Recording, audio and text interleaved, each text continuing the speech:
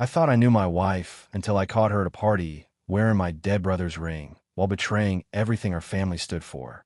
What I discover about her secret life and the underground network helping married women cheat will shock you.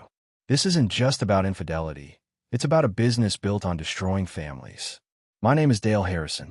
I'm 42 years old, and this is the story of how I discovered that the woman I'd trusted with everything had been playing a game I didn't even know existed. I met Brittany 12 years ago at a tech conference in Denver. She was working for a marketing firm, and I was expanding my co-working spaces beyond the 2 locations I'd inherited from my father. She had this energy that could light up a room and make you feel like you were the only person in it. Within 6 months, we were living together. Within 2 years, we were married with our first kid on the way. We built a good life together. I expanded the co-working business to 6 locations across Colorado, and Brittany started her own event planning company. When Haley was born, then Elijah, 3 years later, everything seemed perfect. We had a house in the suburbs, 2 cars, college funds for the kids. The American dream. Then my brother Kevin died in that motorcycle accident 2 years ago. One minute he's texting me about bringing his son Noah to our 4th of July barbecue. The next minute I'm getting a call from Denver General telling me he's gone. Kevin was only 40, a single dad raising Noah since his ex-wife moved to California. Taking in Noah wasn't even a question. Kevin had been my business partner in the IT consulting side of our operations and my best friend. Noah was traumatized, barely speaking for 3 months. The kid had lost everything. That's when the changes started with Brittany. She'd always been social, but after Noah came to live with us, she started going out more. "I need space to breathe," she'd say. "3 kids is a lot, Dale. I need my friends now more than ever." At first, I got it. We went from 2 kids to 3 overnight, and Noah needed therapy, special attention, patience we were all learning to find. But looking back, I think taking in Noah just gave Brittany the excuse she'd been looking for to start building a life that didn't include her family. If I'd known then what I know now, I would have paid more attention to the credit card statements I was too busy to check. I would have asked more questions about these new friends she was always meeting for drinks. I would have noticed that she started caring more about her appearance when she went out than when she stayed home with us. But I trusted her. After all, we'd been through everything together. I thought that kind of partnership meant something. I was wrong about a lot of things. The first major red flag came about 6 months after Noah moved in with us. I was going through Kevin's personal belongings, trying to decide what to keep for Noah when he got older. Most of it was painful to sort through: photos, letters, his cologne that still smelled like him. But then I found our father's ring. It was this old gold band that had belonged to my grandfather, then my dad, then Kevin as the older brother. Dad had given it to Kevin when he turned 21, and Kevin had worn it every day since. It wasn't a wedding ring exactly, but it meant family, tradition, legacy. Kevin used to joke that whoever got the ring was responsible for keeping the Harrison name going strong. When I showed it to Brittany, she got tears in her eyes. "Dale," she said, "this should go to Noah when he's older, right? It's his father's ring." I've been thinking the same thing, but Noah was only 9. Too young to understand what it meant. Too young to take care of something so important. I was thinking, I told her, maybe you could hold on to it for him. Keep it safe until he's ready. The way Brittany's face lit up, you'd have thought I'd just proposed all over again. She slipped it onto her right hand. It was too big for any other finger, and promised she'd guard it with her life. "This is Kevin's legacy," she said. "I'll make sure Noah knows how much his father loved him." That moment felt like everything was going to be okay. We were a family taking care of each other, honoring Kevin's memory together. Brittany wore that ring every day for months, and whenever Noah asked about his dad, she'd show him the ring and tell him stories Kevin had shared about her grandfather. But then the bills started piling up.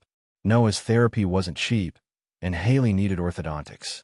Business was good, but 3 kids cost more than 2, and Brittany's event planning company was struggling after losing 2 major clients. The stress was getting to both of us. That's when I discovered the credit card. Brittany had opened it without telling me, and she'd racked up almost $15,000 in charges. Clothes, restaurants, spa treatments, things we definitely couldn't afford with everything else going on. "Brittany," I said when I confronted her about it, "what the hell is this?" "I needed some space to breathe," Brittany replied, getting defensive immediately. "Do you know how hard it's been for me? 3 kids, a struggling business, everyone expecting me to just handle everything perfectly. We handle things together, I told her. That's what marriage means. You don't get to make financial decisions that affect our whole family without talking to me first. She rolled her eyes like I was being unreasonable. You're always working, Dale. When exactly was I supposed to have this conversation with you? You come home exhausted every night and barely have energy for the kids, let alone discussing my feelings. That stung because it had some truth to it. I was working more, trying to make sure we could afford everything our expanded family needed. But that didn't excuse hiding major debt from me. We'll figure this out, I said, but no more secret spending. We're a team, or nothing. She agreed, apologized, promised it wouldn't happen again. I believed her because I wanted to believe her. Because when someone you love looks you in the eye and swears they'll do better, you give them that chance. I should have paid more attention to how she twisted the conversation to make me feel guilty for working hard to support our family. Things were quiet for about 3 months after the credit card incident. Brittany seemed to be making an effort. She was home more, spent time helping Noah with his homework, and even started cooking dinner a few nights a week. I thought we'd turn a corner. Then she met Janet Crawford at some networking event for local business owners. Janet was everything Brittany aspired to be: successful, well-connected, and single with no kids tying her down. She owned a boutique marketing agency and drove a BMW that cost more than most people's annual salary. Janet's been so helpful with growing my business, Brittany told me one evening. She knows everyone in Denver. She's introducing me to potential clients I never would have met on my own. At first, I was supportive. Brittany's event planning company needed the boost, and if Janet could help her land bigger clients, that would solve our financial problems. But then the late night started. Janet's taking me to this industry mixer, Brittany would say, getting dressed up like she was going to a nightclub instead of a business event. These things always run late, but the connections are worth it. She'd come home after midnight, slightly tipsy, and talking about all the important people she'd met. The next morning, she'd be too tired to help get the kids ready for school, leaving me to handle breakfast, lunches, and the morning rush alone. One Thursday night, I decided to drive by the address she'd given me for one of these industry events. It was a trendy bar downtown, and through the windows, I could see Brittany and Janet at a high-top table with 2 men I didn't recognize. They weren't talking business. They were laughing, drinking, and flirting like college girls on spring break. When I confronted her about it the next morning, Brittany rolled her eyes. Dale, you can't separate business from socializing in my industry. Those men were potential clients. Janet was teaching me how to network properly. By flirting with them? I asked. By being personable and memorable, Brittany shot back. You wouldn't understand because you sit behind a computer all day. In my business, relationships matter. People work with people they like. I wanted to believe her explanation, but something felt off. The way she'd been laughing with those men, the way she'd been touching one of them on the arm. That wasn't professional networking. That was something else entirely. But I didn't push it because I was walking a tightrope. Push too hard, and I'd be the controlling husband who didn't trust his wife. Don't push hard enough, and I'd be the fool who ignored obvious warning signs. What I should have done was trust my instincts. What I should have realized was that Janet wasn't helping Brittany grow her business. She was teaching her how to live like a single woman while staying married to a man who paid all the bills. The ring was still on Brittany's finger every morning when she left for these networking events. She never forgot to wear Kevin's ring, even when she forgot to wear her wedding ring. The call from Haley's school came on a Tuesday afternoon while I was in a meeting with potential clients for one of our co-working spaces. Mrs. Peterson, the guidance counselor, asked if Brittany and I could come in to discuss some concerns about Haley's behavior and academic performance. My 13-year-old daughter had always been an A student, responsible and mature beyond her years. If the school was calling, something was seriously wrong. What kind of concerns? I asked, stepping out of the meeting.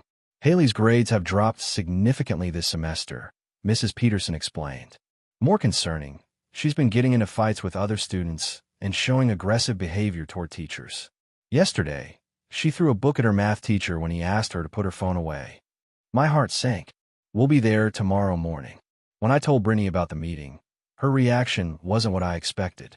Instead of concern for our daughter, she seemed annoyed. I have a client lunch tomorrow, she said. Can't you handle this alone? You're better with the serious parenting stuff anyway. This is about our daughter, Brittany. Your client lunch can wait. She sighed dramatically. Fine, but this better not take all morning. Janet's introducing me to a potential client who could change everything for my business. The meeting was worse than I'd imagined. Mrs. Peterson showed us Haley's recent test scores. All C's and D's from a kid who used to bring home nothing but A's. She'd been caught cheating on a science quiz, had skipped 2 classes entirely, and when confronted about her behavior, had told her English teacher to go to hell. Has there been any major changes at home? Mrs. Peterson asked, looking between Brittany and me. Divorce, financial stress, family illness? Children often act out when they're dealing with instability in their home environment. I glanced at Brittany, who was checking her phone instead of paying attention to the conversation. We took in my brother's son after he passed away, I said. It's been an adjustment for everyone. That could certainly be a factor, Mrs. Peterson nodded. But often, children Haley's age are also very sensitive to tension between parents. They pick up on things adults think they're hiding. After the meeting, I tried to talk to Brittany about what we'd heard, but she was already mentally checked out. Kids go through phases, she said dismissively. Haley's just acting out because she wants attention. She'll get over it. Our daughter is falling apart, and you think she'll just get over it? Don't be so dramatic, Dale. You're always looking for problems that don't exist. That evening, I sat down with Haley alone. What's going on, sweetheart? Your mom and I are worried about you. For a moment, I thought she was going to shut me out like she had been for weeks. Then her tough exterior split, and tears started streaming down her face. You and Mom are getting divorced, aren't you? She whispered. What makes you think that? She's never home anymore. You guys barely talk when she's home, and when you do talk, you're fighting. Haley wiped her nose with her sleeve. Noah asked me if you were going to send him away like his mom did. I didn't know what to tell him. My 13-year-old daughter was carrying the weight of our family's problems on her shoulders, and I hadn't even noticed. She was trying to be strong for her little brother and her traumatized cousin while watching her parents' marriage fall apart. Noah's not going anywhere, I told her firmly. He's family, and your mom and I are working through some things, but that doesn't mean we're getting divorced. But even as I said it, I wasn't sure I believed it myself. Things came to a head in late April when Janet announced she was throwing herself a birthday party. Not just any party, a sophisticated adult gathering at her downtown loft with a guest list that read like Denver's young professional who's who. It's going to be amazing, Brittany gushed, showing me the invitation on her phone. Janet knows all these successful entrepreneurs, venture capitalists, even some local celebrities. This could be huge for my business. The invitation itself was a red flag. Adults-only entertainment, what happens here stays here, and dress to impress weren't phrases you typically saw on legitimate networking events. This was Janet's birthday party, not a business mixer. I don't think this is a good idea, I told Brittany straight up. This sounds like the kind of party that's going to get out of hand. Dale, you're being ridiculous, Brittany said, but I could see something in her eyes, excitement mixed with defensiveness. Janet's been mentoring me for months. Not showing up to her birthday would be insulting. Then take her out for a nice dinner instead. Celebrate her birthday like an adult, not like you're still in college. That's when Brittany's mask slipped a little. Maybe you want to feel like I'm still young sometimes. Maybe I'm tired of being responsible for everyone else's needs all the time. You have 3 kids, Brittany. 2 of them are your biological children, and one of them lost his father. Responsibility comes with the territory. And what about what I need? She shot back. When do I get to have fun? When do I get to network and build my career and feel like more than just a wife and mother? I try to stay calm, but she was talking about our children like they were burdens instead of blessings.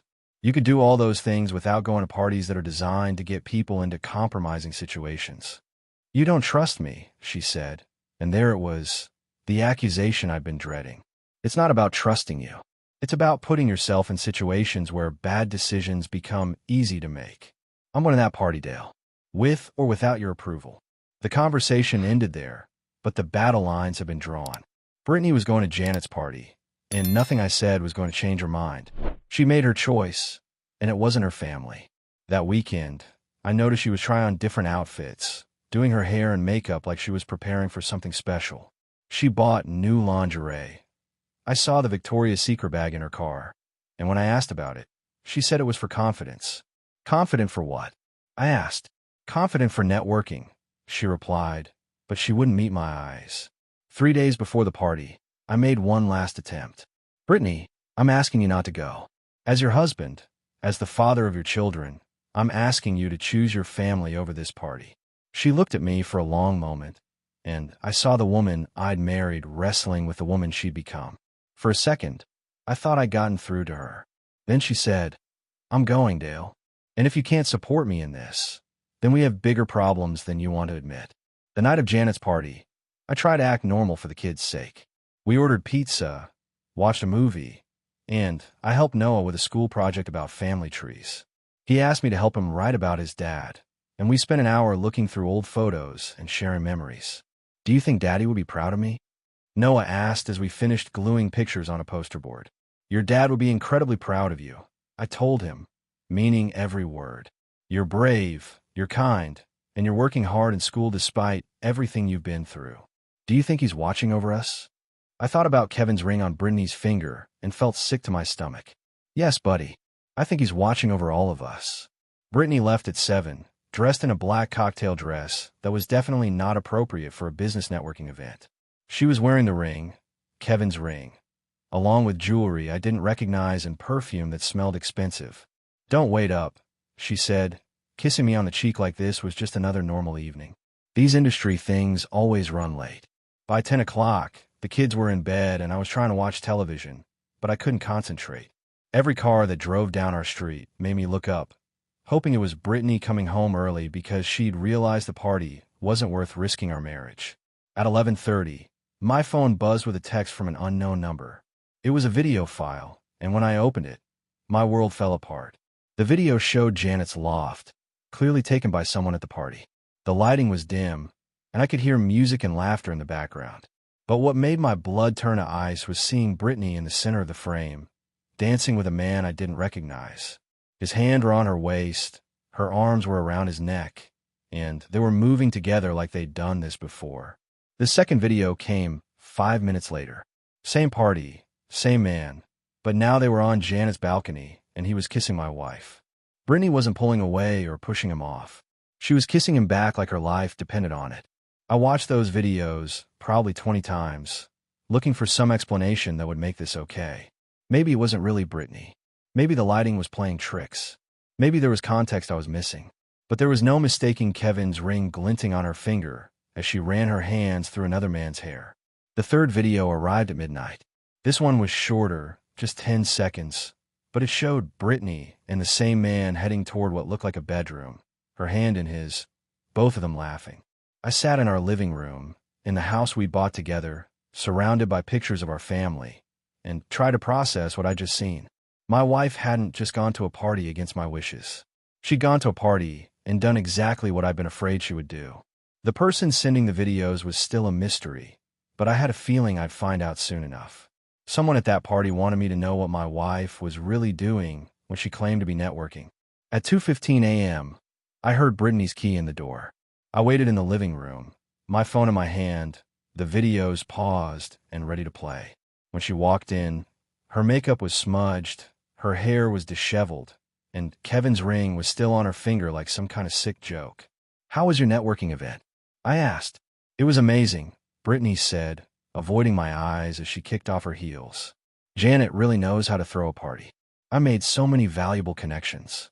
I held up my phone with the first video paused on the screen. Is this what you call networking? The color drained from her face as she recognized herself dancing with a stranger. For a moment, she was speechless. Then the defensiveness kicked in. Dale, that's not what it looks like, she said, but her voice was shaking. Really? Because it looks like my wife kissing another man while wearing my dead brother's ring. I played the second video. Brittany watched herself kissing the stranger on Janet's balcony, and I saw her swallow hard. It was just dancing, she said weakly. Everyone was drinking. Things got out of hand, but nothing serious happened. There's a third video, I said quietly, of you going into a bedroom with him. Brittany's face went white. She sat down heavily on our couch, the same couch where we planned our future together, where we talked about taking in Noah, where we promised to be a family. Who sent you these? She asked. Does it matter? What matters is that you chose to go to that party against my wishes, and you chose to betray our marriage vows. It was a mistake, she said, starting to cry. I was drunk and feeling neglected and— Stop, I said firmly. Don't blame alcohol for decisions you made sober. You bought new lingerie for this party. You planned this. For the first time that night, Brittany's mask completely fell off. The tears stopped, and something cold appeared in her eyes. Fine, she said. You want the truth? I'm tired of this life, Dale. I'm tired of being responsible for everyone else's problems all the time. I'm tired of your dead brother's kid living in my house. I'm tired of pretending I'm happy being a suburban mom. Our house, I corrected. Noah lives in our house because he's family. He's not my family, she snapped. And if you can't accept that I need more than this suffocating life you've trapped me in, then maybe we should discuss other arrangements. Other arrangements. Brittany stood up and looked at me with something that resembled hatred. I want you to move out, Dale. I want space to figure out what I really want. And if you try to fight me on this, I'll make sure you never see those kids again. You're threatening me with my own children. I'm telling you how this is going to go, she said calmly. I have evidence of you being controlling and emotionally abusive. Recordings of our fights where you try to isolate me from my friends. Any judge will see that I need protection from your toxic behavior. I stared at this woman I'd loved for 12 years and realized I didn't know her at all. She'd been planning this, recording our private conversations, building a case against me while I was working to support our family. Pack a bag, she said. I want you out tonight. I didn't pack a bag. Instead, I walked upstairs and woke up Noah. Hey, buddy, I said gently. I need you to pack some clothes. We're going to stay at Uncle Mike's house for a while. What? Noah asked, rubbing his eyes. Did I do something wrong? No, you didn't do anything wrong. Brittany and I are having some grown-up problems, and I want to make sure you feel safe.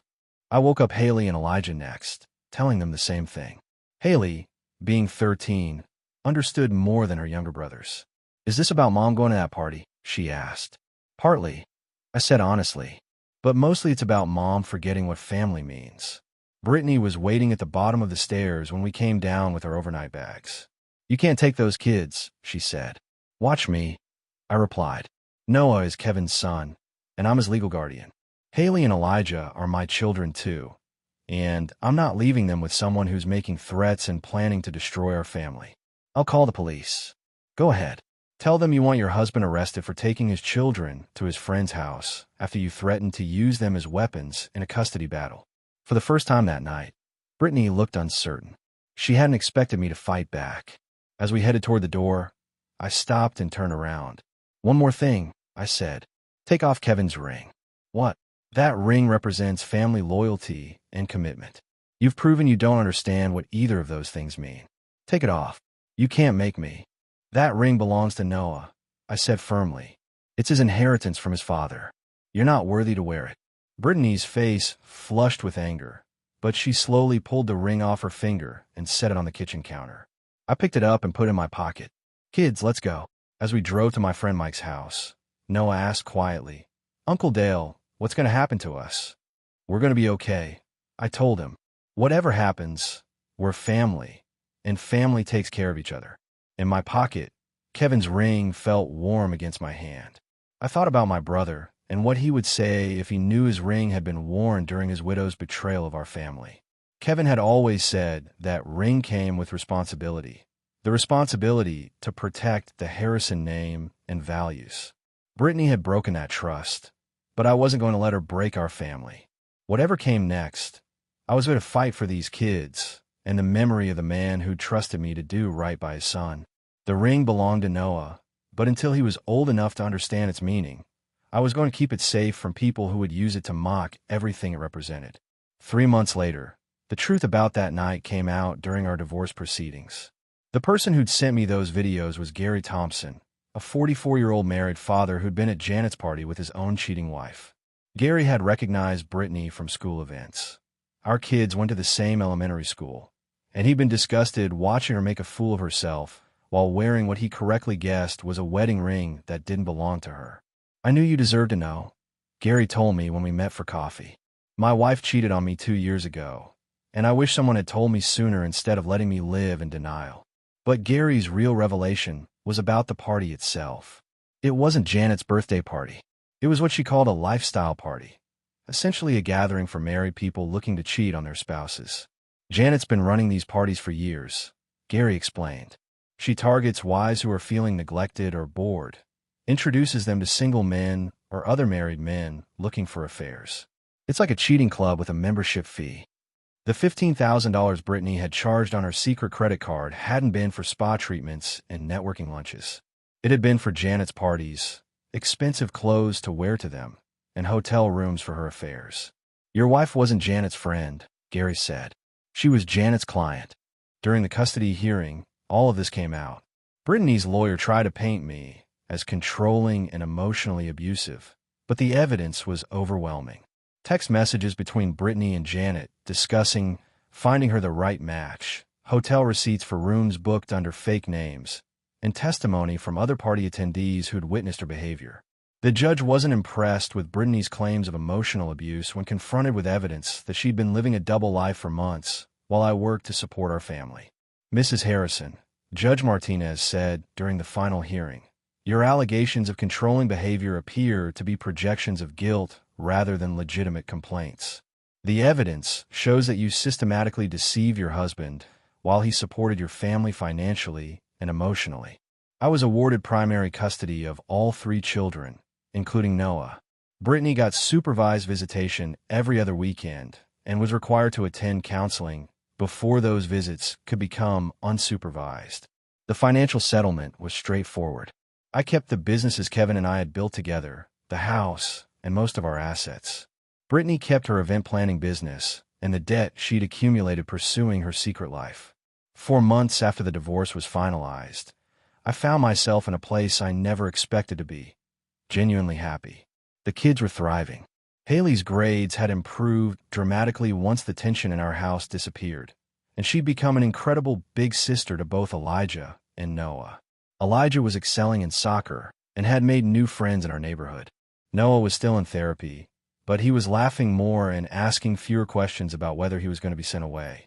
Uncle Dale, Noah said one evening as we worked on homework together, do you think my dad would be proud of how we handled everything? I looked at this resilient 9-year-old who'd lost his father, survived his stepmother's betrayal, and come through it all with his heart intact.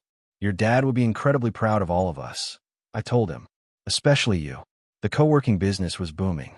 Without the stress of hiding money problems and dealing with Brittany's schemes, I was able to focus on expansion. We'd opened 2 new locations and were considering franchising opportunities. Kevin's ring sat in a safe deposit box, waiting for Noah to turn 18. Until then, it was protected from anyone who might use it for purposes that would dishonor what it represented. I'd started dating again. Nothing serious, but I was learning to trust my judgment about people. The experience with Brittany had taught me to pay attention to actions rather than words, to notice when someone's behavior didn't match their promises. One Sunday afternoon, while the kids were playing in the backyard, I got a text from an unknown number. It was Brittany, asking if we could talk about working things out for the sake of the children. I showed the message to Haley, who was now 14 and wise beyond her years. What do you think, Dad? She asked. I think some bridges are meant to stay burned, I said, deleting the message. We're doing just fine without her drama. Haley smiled and went back to helping Noah with his science project. Outside, Elijah was teaching Noah how to throw a football properly. This was my family now. Not the family I planned on, but the family I'd chosen to fight for when it mattered most. We'd been tested by betrayal, manipulation, and threats, but we'd come through it stronger. Kevin would have been proud of what we'd built from the ashes of what we'd lost. His son was safe, loved, and growing up surrounded by people who understood what family loyalty really meant. Sometimes the best revenge is simply building a better life without the people who try to destroy the one you had.